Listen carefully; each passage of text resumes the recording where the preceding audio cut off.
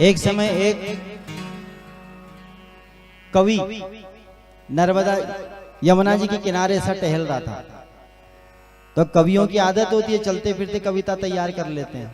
वो भले कहीं भी खड़े हो जाए वहां पर कविता तैयार कर लेते हैं।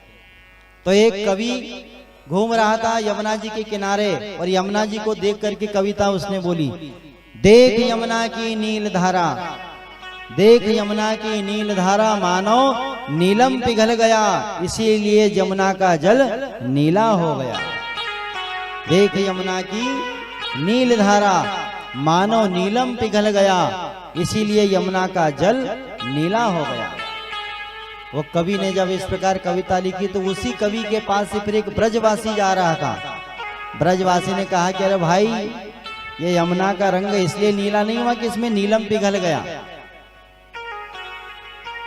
इस यमुना का रंग नीला इसलिए नहीं हुआ कि इसमें नीलम पिघल गया।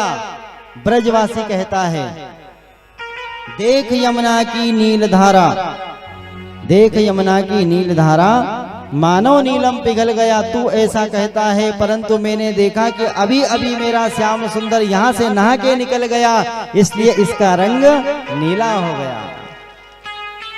यमुना का जल नीला क्यों है? क्योंकि भगवान इसमें नित्य प्रति स्नान करते थे। अद्भुत रत्न है भगवान, और ये रत्न को भैया संसार में सबने अपनाया। नीलम रत्न अच्छा होता है कि नहीं? शुभ, जिसके ऊपर शनि की अगर दशा हो तो नीलम रत्न पहन लो, सारी दशा गायब हो जाएगी। उसी प्रकार भगवान कहते कि जो ये नीले रत्न को धारण कर लेता है, जो सांवरे को धारण कर लेता है, तो जीवन के सारे जितने भी शनि हो बड़े से बड़े गायब हो जाते हैं। और जिसने धारण किया है उसके तो बड़े बड़े शनि का प्रभाव दूर हो गया। अपने जीवन में धारण किया कि नहीं मीरा ने? अरे भाई, मीरा ने कभी रत्न धारण नहीं करे, एक ही रत्न धारण करा था, और वो है श्याम नाम का रत्न, राम नाम का रत्न धारण किया। ये रत्न सबसे बड़ा महंगा और सबसे उचित उत्तम रत्न है।